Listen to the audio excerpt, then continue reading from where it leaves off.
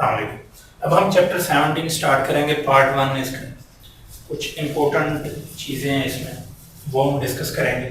देखें, classification of solids में अगर आप देखें कुछ पॉइंट्स हैं,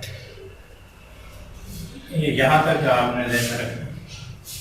classification of solid number 1, 2 and 3, ये इससे रेलिवेंट जो है वो टर्म, और ये आगे जो है वो डिफरेंट टॉपिक से जो है वो स्टार्ट हो जाते हैं।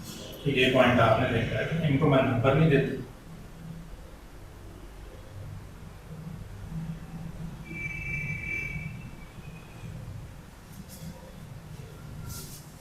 डिफरेंट जो मटेरियल्स हैं उनकी प्रॉपर्टीज जो है ये डिफरेंट किस्म की जो अरेंजमेंट्स एटम्स की उन पर जो है वो डिपेंड करती है। जिस तरह हार्डनेस होगी, डक्टिलिटी होगी, जिस तरह आप देखें चमचा आपने देखा होगा कि जब उसको आप टर्न करें तो वैसे फुल जो है वो मुड़ जाता है, लेकिन ब्रेकअप नहीं करता, तो डक्टाइल होता है। सिमिलरली ये देखें, ये मान कर है, इसको मैं ऐसा कर रहा हूँ लेकिन ये इतनी आसानी से जो है नहीं मुड़ेगा। तो मैं फुल जोर लगाऊंगा तो ये ब्रेक हो जाएगा, ये चमचे की तरह रोल प्ले नहीं करेंगे, फौरन ब्रेक हो जाएगा।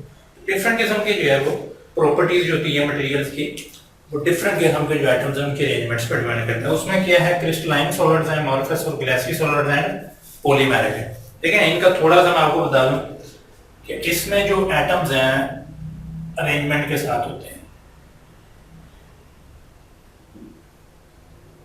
इसमें जो है वो नॉट अरेंज, और ये इंटरमीडिएट है।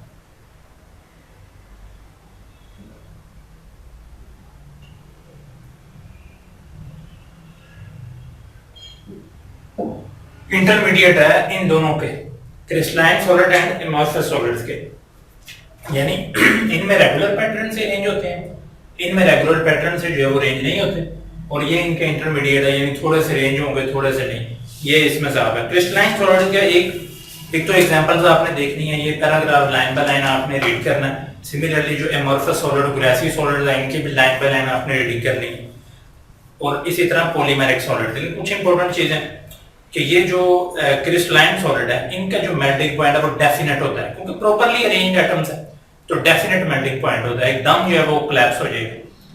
लेकिन ये जो सॉलिड्स हैं, अमॉर्फस और गैसीय सॉलिड्स हैं, इनका मेल्टिंग पॉइंट जो है वो डेफिनेट नहीं होता।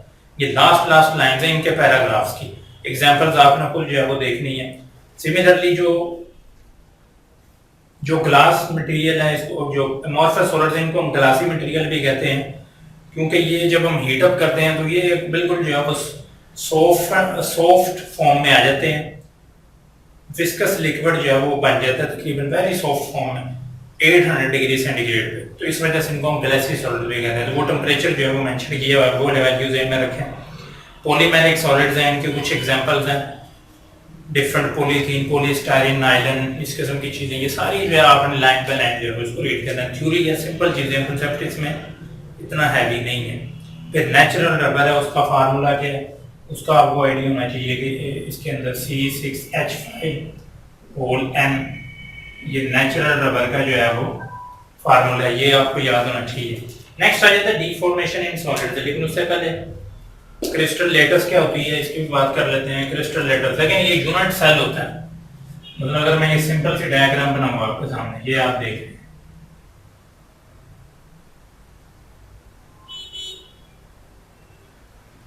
इस तरह आप बना लेते हैं। ये जो है वो एटम्स है, ये क्यूबिकल फॉर्म है NaCl की, क्यूब है, इसको हम कहेंगे यूनिट सेल। इस तरह के काफी जो है वो सेल मिलकर एक पूरा जो है वो क्रिस्टल लैटिस बना देंगे। सिंगल को हम यूनिट सेल कहेंगे, काफी ज्यादा रेंज हो जाएंगे तो हम उनको क्रिस्टल लैटिस कहते हैं। और ये जो NaCl पार्टिकल है इसकी तो क्यूब शेप है, और इसमें जो एटम्स है आपस में जो है वो 90 डिग्री का एंगल बनाते हैं, बिल्कुल अरेंज होते हैं उसी तरह। लेकिन बहुत से क्रिस्टल्स हम वहाँ पे एंगल जो है वो वेरी करता है, 90 डिग्री का नहीं बनता, वो डिफरेंट टाइप्स की क्रिस्टल्स जो है वो होती हैं। तो ये हो गया।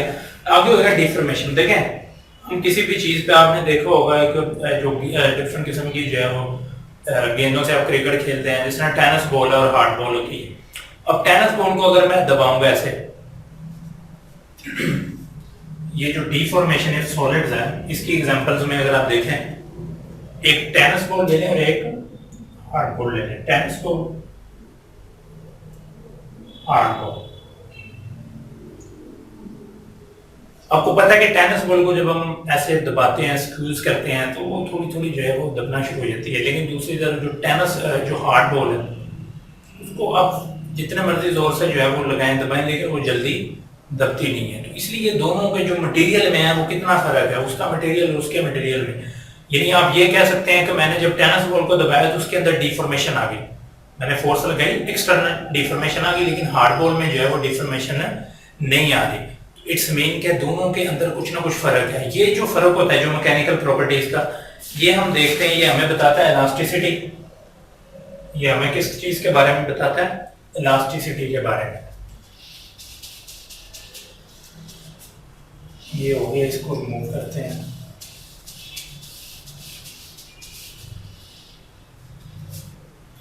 ये हमें बताता है इलास्टिसिटी के बारे में। इलास्टिसिटी,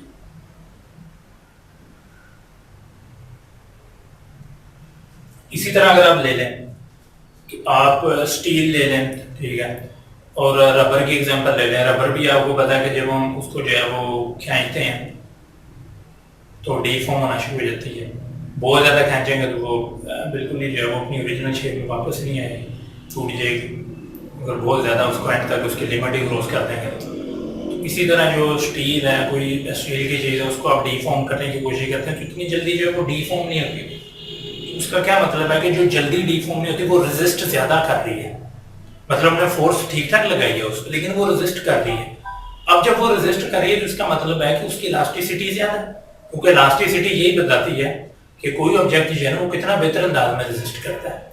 जो जिस पे थोड़ी सी फोर्स लगाई वो जल्दी डीफॉर्म हो गया तो वो इतना इलास्टिक नहीं है, लेकिन जिस पे आपने काफी ज्यादा फोर्स भी लगाई और फिर भी डीफॉर्म नहीं होगा, वो ठीक ठाक इलास्टिक जो है वो मटेरियल है। तो ये चीज आपने ध्यान में रखनी है कि इलास्टिक आमतौर पे ये समझते हैं स्टूडेंट्स के जो जल्दी डीफॉर्म हो जाएगा वो उतना इलास्टिक होता है, ऐसा नहीं है। जो नहीं डीफॉर्म हो, जिस पे फोर्स भी ठीक ठाक लगाएं और जो डीफॉर्म भी जल्दी ना हो, वो इलास्टिक होता है। अब स्ट्रेस और स्ट्रेन की बात कर लें, क्योंकि इसका लिंक जो है वो स्ट्रेस एंड स्ट्रेन के साथ है। देखें, स्ट्रेस सिंपल जो है वो स्ट्रेस किसके इक्वल है? Force per unit area. और जो स्ट्रेन है वो change in length divided by original length. ये दो टर्म्स हैं, इनको आपने ध्यान में रखना है। ये बड़ी इंटरेस्टिंग टर्म्स है। देखें, अब स्ट्रेस के बारे में थोड़ा सा आपको मैं बता दूं कि ये अप्लाइड फोर्स नहीं होती। एक्चुअली होता क्या है कि आपने फोर्स अप्लाई करनी होती है। मसलन ये जो मार्कर है ना, इस पर मैं फोर्स अप्लाई करता हूं ऐसे, तो इसके अंदर जो है ना वो इस अप्लाइड फोर्स की वजह से जो है वो स्ट्रेस जनरेट होगी, इंटरनल फोर्स। ठीक है, ये ध्यान में रखना। उसकी वजह से, उस इंटरनल फोर्स की वजह से जो है वो स्ट्रेन आता है। क्लियर है? मतलब ऐसा नहीं है कि मैंने जो है वो स्ट्रेस जो है वो पहले जो है वो स्ट्रेन जनरेट होगी, उसके नतीजे में जो है वो स्ट्रेस आएगी। ये आपने ध्यान में रखना। आपने एक्सटर्नल फोर्स जो है वो अप्लाई किया, उसके नतीजे में स्ट्रेन जो है वो जनरेट हुई। स्ट्रेन के नतीजे में जो है उसमें स्ट्रेस जो है वो जनरेट होती है, क्योंकि स्ट्रेस जो है वो रेजिस्टिव, अंदर रेजिस्ट करेगा ऑब्जेक्ट। तो जब उसकी शेप चेंज होगी तो स्ट्रेन तो आ गई, अब वो रेजिस्ट कर रहा है, वो स्ट्रेस है। आपने एक्सटर्नल फोर्स अप्लाई की, ऑब्वियसली वो जो डिफॉर्मेशन है वो एक्सटर्नल फोर्स पर डिपेंड करती है कि वो आप कितनी अप्लाई कर रहे हैं। तो एक तो ये पॉइंट आपने ध्यान में रखना है। एनी हो, फोर्स पर यूनिट एरिया, एक यूनिट एरिया के लिए जब आप डीफॉर्म देखेंगे, फॉर एग्जांपल आपने ये रबर है, इसको आप इधर से जो है वो फोर्स लगाते हैं और इधर से भी अपोजिट फोर्स लगा रहे हैं, तो इसकी लेंथ जो है वो बढ़ जाती है। ठीक है, पहले ये L1 था, अब ये L2 आ गया टोटल, तो ये इसकी चेंज आ गया लेंथ। यानी ये जो चेंज मैंने इधर लिखी हुई है स्ट्रेन, वो आप इस तरह शो कर सकते हैं, L2 माइनस L1, और ये जो L है ये इसकी ओरिजिनल लेंथ है। ओरिजिनल लेंथ जो है वो L ही है, चेंज इन लेंथ ऊपर आ गई, ओरिजिनल लेंथ नीचे, ये आ गया स्ट्रेन।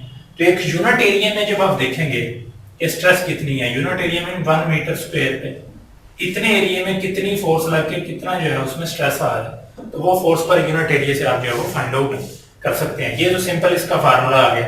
कुछ कॉन्सेप्ट्स थे और कुछ फार्मूलाज ये आपने ध्यान में रखना। अब इसकी डिफरेंट जो है वो टाइप्स हैं। इसमें टेंसाइल स्ट्रेस भी होती है, वॉल्यूमेट्रिक स्ट्रेस भी होती है और शियर स्ट्रेस भी होती है। उनको हम देखते हैं कि उनके थ्रू जो है वो क्या वेरिएशंस आती हैं।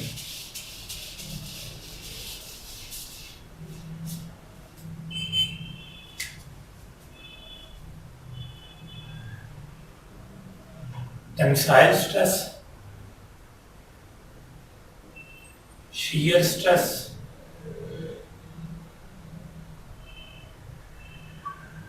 volumetric stress।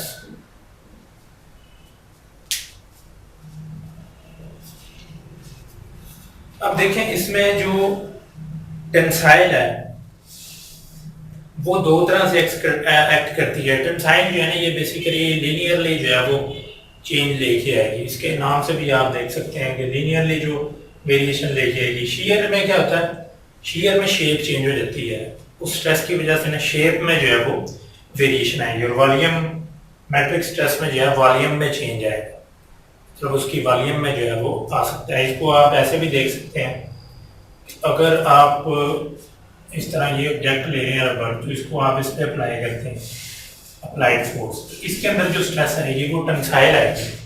लेकिन शियर क्या है कि आपने ये ऑब्जेक्ट था, इस पे फोर्स अप्लाई की तो ये इस तरह इसकी शेप बन गई है, यानी ये एंगल बन जाएगा यहाँ पे। अब ये एंगल बनने की वजह से इसमें थोड़ा वेरिएशन आई है, यानी शेप नहीं, शेप जो है उसमें सिर्फ शेप में फर्क आया है, बाकी लेंथ भी उसकी उतनी है, वॉल्यूम भी उतना ही है। एंगल की भी सिर्फ शेप में फर्क आया है, वो शियर स्ट्रेस है। वॉल्यूमेट्रिक स्ट्रेस क्या है कि ये आप देख सकते हैं स्फीयर है, इस पे आप इधर से जो है वो फोर्सेस लगा रहे हैं ठीक ठाक, तो ये कॉन्ट्रैक्ट हो जाएगा इतना अंदर, यानी इसका साइज जो है वो इतना बन जाएगा, उसका वॉल्यूम चेंज हो गया। कहने का मतलब ये पूरी तरह जो है वो उसका इतना साइज था वो अब इतना रह गया, वो वॉल्यूमेट्रिक स्ट्रेस की वजह से आएगा। फोर्सेस जो आपने अप्लाई की आप वो वॉल्यूमेट्रिक स्ट्रेस कराएगा। ये तो हो गया इसके मेन टाइप, आपको आइडिया भी हो गया कॉन्सेप्ट्स का। अब इसमें फार्मूले में जारी बात है थोड़ी थोड़ी वेरिएशन आएगी स्ट्रेन के केस में। ये जो डीफॉर्मेशन है वो तो एक्चुअली स्ट्रेन है ना, लेकिन स्ट्रेस का उसके रिस्पेक्टिव से आपको मैंने बता दिया कि ये इस तरह जो है वो ये वाली स्ट्रेस कहलाएगी। अब अगर मैं स्ट्रेन की बात कर रहा हूं, स्ट्रेन में अगर आप देखें टेंसाइल स्ट्रेन है तो वो लॉन्गिट्यूडनल होती है। स्ट्रेन को सिंपल हम लिख लेते हैं डेल्टा एल ओवर एल। अगर तो आप कंप्रेस कर रहे हैं तो लेंथ जो है वो कॉन्ट्रैक्ट होगी, कम होगी, लेकिन चेंज फिर भी होगी लेंथ, ठीक है, उसको हम कंप्रेसिव जो है वो स्ट्रेन कहते हैं। फिर इसमें एक आ जाती है वॉल्यूमेट्रिक स्ट्रेन। वॉल्यूमेट्रिक स्ट्रेन क्या होगी, डेल्टा वी ओवर वी।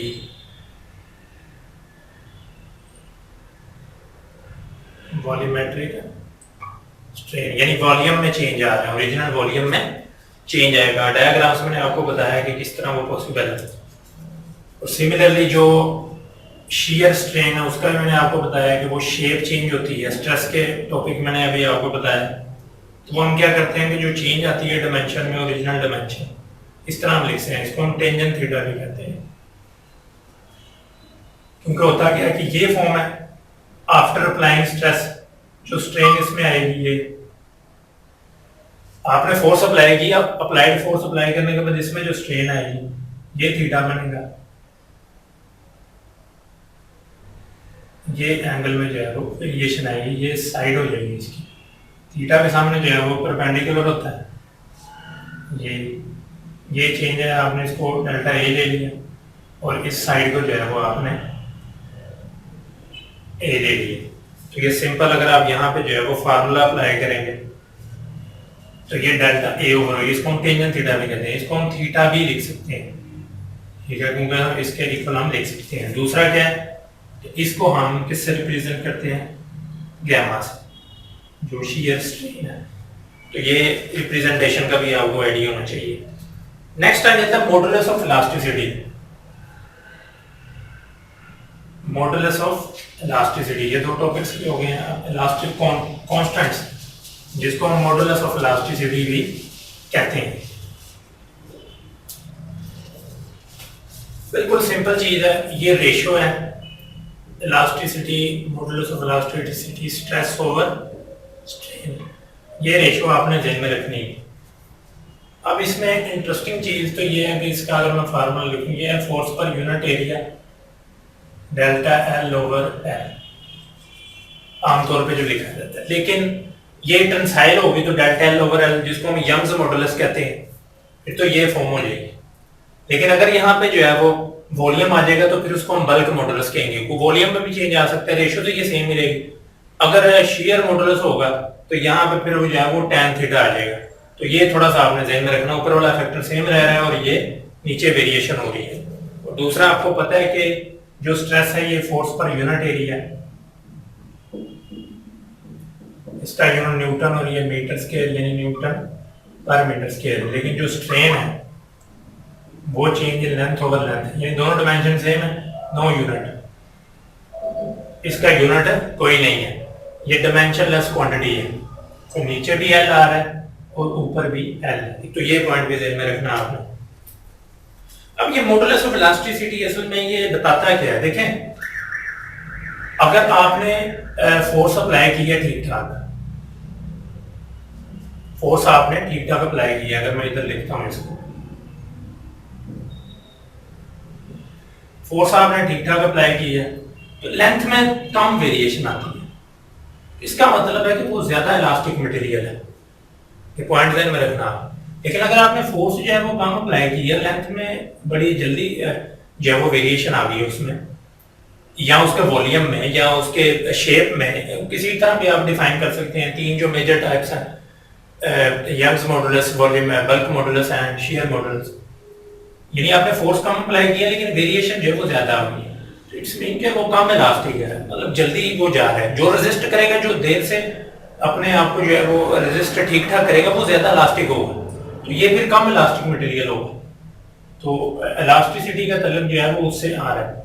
दूसरा ये है कि अगर तो इलास्टिसिटी जो है वो उसकी ज्यादा है तो वो स्टिफ भी ज्यादा होगा, लेकिन अगर इलास्टिसिटी उसकी कम है तो फिर वो स्टिफ कम होगा। तो ये कुछ इंपॉर्टेंट पॉइंट्स है, ये फार्मूला से ये आपने ध्यान में रखने हैं। बिल्कुल बेसिक लेवल की चीजें हैं, लेकिन फार्मूलाज आपको याद होने चाहिए। इस पे न्यूमेरिकल बन सकता है, ये स्ट्रेस गिवन हो सकती है, स्ट्रेन फाइंड करें, ई गिवन है, फिर यहाँ से जो है वो ई गिवन होगा, डेल्टा एल में भी गिवन हो, एल फाइंड करें, यहाँ से कुछ कोई फैक्टर भी आपसे जो है वो पूछा जा सकता है। तो ये फार्मूलाज इसी तरह आपने ध्यान में रखने हैं। नेक्स्ट है elastic limit and yield strength. Elastic limit and yield strength, ये भी एक इंपॉर्टेंट जो है वो टॉपिक ऊपर लिखते हैं, इसको एक्सप्लेन करने की कोशिश करते हैं कि ये क्या चीज है।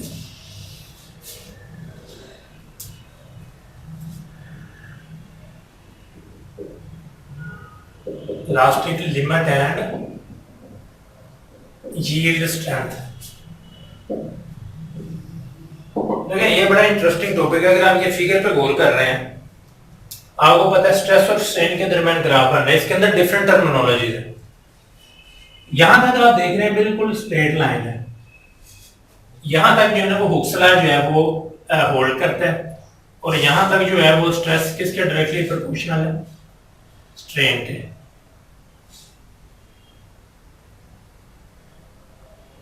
इसको इस तरह जो है वो हम सिंबॉलिकली जो है वो रिप्रेजेंट करते हैं, ये एप्सिलॉन की फॉर्म में।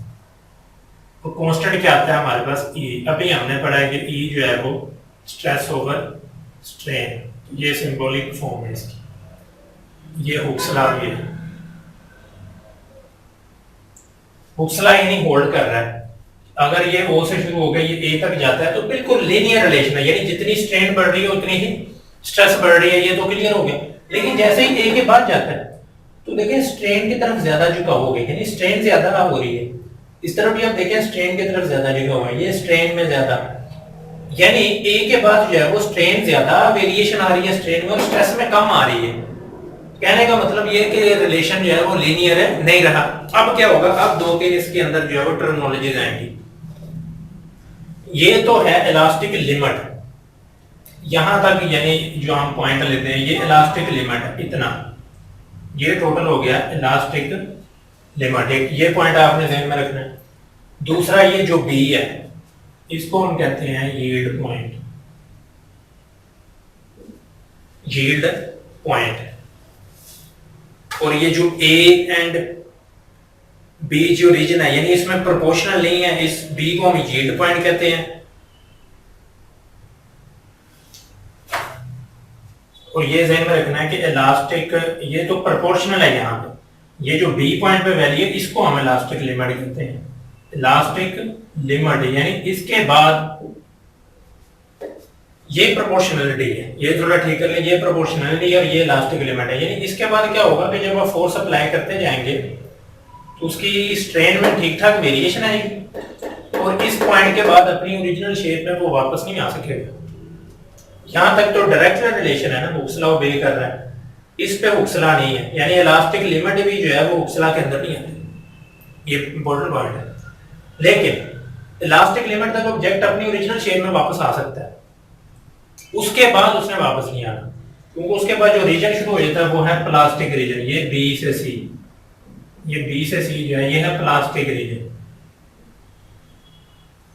यानी इसके बाद ऑब्जेक्ट जो है वो परमानेंटली डीफॉर्म्ड हो जाएगा और अपनी ओरिजिनल शेप में वापस नहीं आएगा। ये एक चीज ध्यान में रखनी है। और जो सी पॉइंट है उसको हम कहते हैं यूटीएस, अल्टीमेट टेंसाइल स्ट्रेंथ। यानी इस पॉइंट इसको इस पे जो स्ट्रेस होती है उसको हम कहते हैं यूटीएस, अल्टीमेट टेंसाइल स्ट्रेंथ। तो मैक्सिमम, ये बेसिकली मैक्सिमम स्ट्रेस है, अल्टीमेट मैक्सिमम वैल्यू। इसके बाद तो ऑब्जेक्ट जो है ना वो ब्रेकअप हो जाएगा। मैक्सिमम यानी ऐसी ये स्ट्रेस है जो बियर कर सकता है वो। अगर इससे क्रॉस किया तो ये डी पॉइंट फ्रैक्चर यानी फ्रैक्चर हो जाएगा, टूट जाएगा, ब्रेकअप हो जाएगा। तो ये पॉइंट आपने जो है वो ज़हन में रखना है। ये भी एक इंपॉर्टेंट पॉइंट है। रीजन का भी आपको आइडिया हो गया। और यहाँ पे जो स्ट्रेस होगी वो फ्रैक्चर स्ट्रेस होगी, डी पर टूट जाएगा। अब दो किस्म की सब्सटेंसेस आती हैं इसमें जो कर्व के लिहाज से, एक तो होती है डक्टाइल, नंबर 1। नंबर 2 इसमें आ जाती है जो इंपॉर्टेंट हम डिस्कस करते हैं ब्रिटल मटेरियल। देखें ये दोनों जो आते हैं वो आते हैं प्लास्टिक रीजन में ही है, क्योंकि डक्टाइल भी जब आपने इलास्टिक लिमिट क्रॉस करेंगे तो वो अपनी ओरिजिनल शेप में जो है वो वापस नहीं आएंगे। और ब्रिटल भी इसी तरह ही है। तो यहाँ पर वो लिख रहा है कि होता है ये दोनों प्लास्टिक डिफॉर्मेशन में ही है, लेकिन ये जो है वो ब्रेकअप इतनी जल्दी नहीं होते। इस प्लास्टिक रीजन में होंगे लेकिन ब्रेकअप नहीं होंगे। Until they break they are known as ductile substances. लेकिन जो दूसरे हैं ब्रिटल, ये ब्रेकअप हो जाएंगे फौरन। ब्रिटल जो है वो आसानी से ब्रेकअप हो जाएंगे। अब इनके कुछ एग्जांपल्स हैं। डक्टाइल में लेड है, कॉपर है, रोट आयरन है। ये आपको ध्यान में होना चाहिए, एमसीक्यू इस पे भी बन सकता है। सिमिलरली जो ब्रिटल मटेरियल है, ग्लास है, हाई कार्बन स्टील है, ठीक है, ये भी एक इंपॉर्टेंट चीज है। इस तरह के एमसीक्यू बन सकते हैं। आपसे पूछा जा सकता है कि रबर ज्यादा इलास्टिक है या स्टील, तो आप सोच रहे होंगे कि रबर ज्यादा इलास्टिक है, लेकिन नहीं, रबर आसानी से डिफॉर्म हो जाता है। और जो चीज आसानी से डिफॉर्म हो जाती है वो इलास्टिक नहीं होती है। जो चीज मुश्किल से डिफॉर्म होगी वो ज्यादा इलास्टिक होगी। तो स्टील ज्यादा इलास्टिक है। तो ये हमारा हो गया elastic limit and yield strength के हवाले से। नेक्स्ट इंशाल्लाह जो रिमेनिंग टॉपिक्स हमको हम पार्ट 2 और 3 में कवर करेंगे। नेक्स्ट वीडियो में अगेन आपसे जरूर मिलते हैं।